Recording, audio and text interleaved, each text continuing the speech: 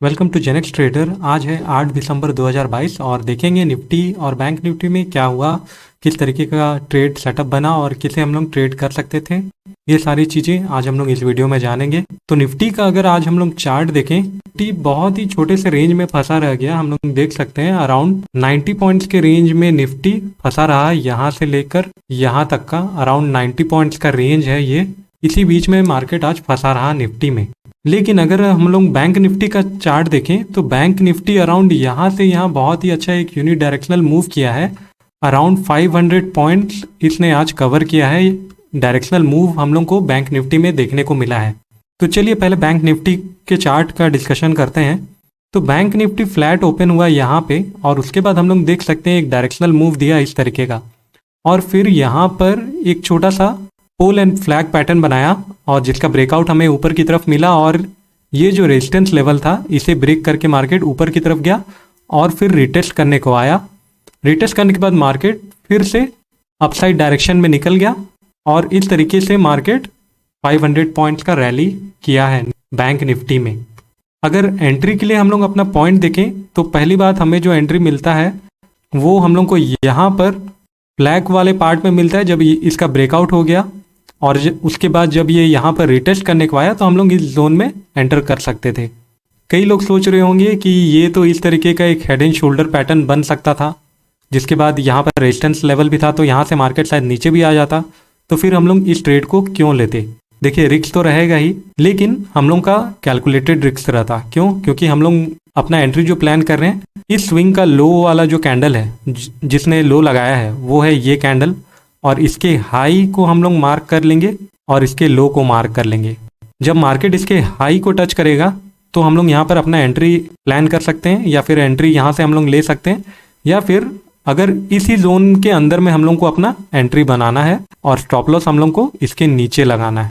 तो इस तरीके से हम लोग को ये प्लान करना था। इसमें हमारा स्टॉप लॉस कितना ही जाता, ज़्यादा कुछ जाता नहीं। अराउंड हम लोग देख सकते हैं अगर इसका हाई टू लो अगर चेक करें तो हो जाएगा 40 पॉइंट्स का स्टॉप लॉस इसमें जाता।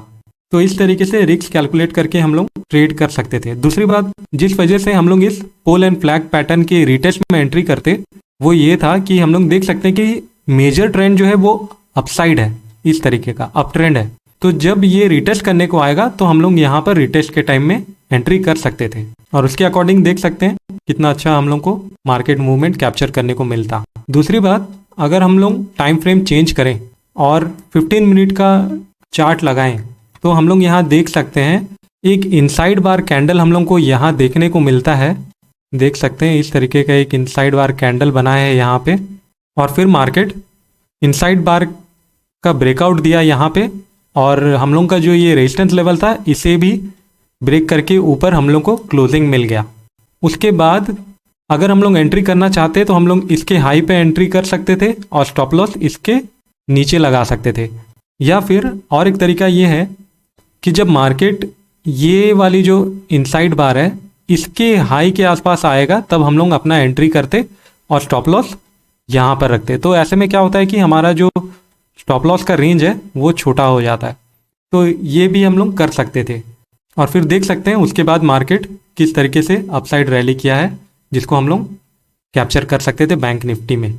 निफ्टी का बात करें तो निफ्टी हम लोग देख सकते हैं जहां पर क्लोजिंग दिया था कल इस एरिया में, उसके बाद मार्केट ऑलमोस्ट फ्लैट ओपन हुआ यहाँ पे, और फिर ये नीचे आया और यहाँ से फिर वो अपसाइड रैली करते हुए जो हमने एक ट्रेंड लाइन कल बताया था मैंने आपको, उसे ब्रेक करते हुए ऊपर गया, और जो यहाँ पर जो हम लोग का रेजिस्टेंस लेवल था इसे भी ब्रेक किया और ऊपर क्लोजिंग दिया। लेकिन उसके बाद क्योंकि ये बिना किसी पुल बैक के ऊपर चला आ रहा था तो जिसके कारण इस रेजिस्टेंस लेवल पे प्रॉफिट बुकिंग देखने को मिला, देख सकते हैं, जिसकी वजह से मार्केट नीचे की तरफ आया। और फिर अगर हम लोग यहाँ पर चार्ट को देखें तो हम लोग को एक इनसाइड बार यहाँ पर भी देखने को मिलता है, और फिर ये नीचे की तरफ हम लोग को इसका ब्रेकडाउन देखने को मिलता है। लेकिन अगर हम लोग इसका रिस्क रिवॉर्ड देखें तो हम लोग को ये हार्डली 1:1 का ही देखने को मिलेगा, इसलिए हम लोग को इस ट्रेड को अवॉइड करना था। अब इसे अवॉइड करना है यानी ये हम लोग कैसे जानेंगे, देख सकते हैं यहाँ पर ये जो कैंडल है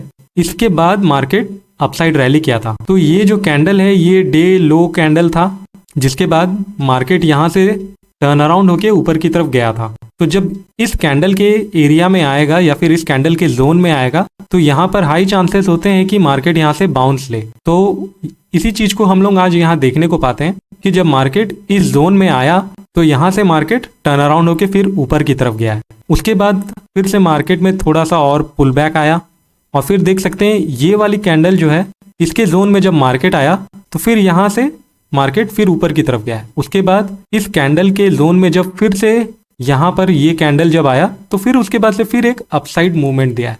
तो इस तरीके का पैटर्न हम लोग को देखने को मिला है आज निफ्टी में। दिन भर में निफ्टी 90 पॉइंट्स के अंदर में ही फंसा रहा, कुछ बड़ा मूवमेंट नहीं मिला और कोई अच्छा सेटअप भी नहीं मिला जिसको हम लोग ट्रेड कर सकते थे। तो ये था आज का सिनेरियो।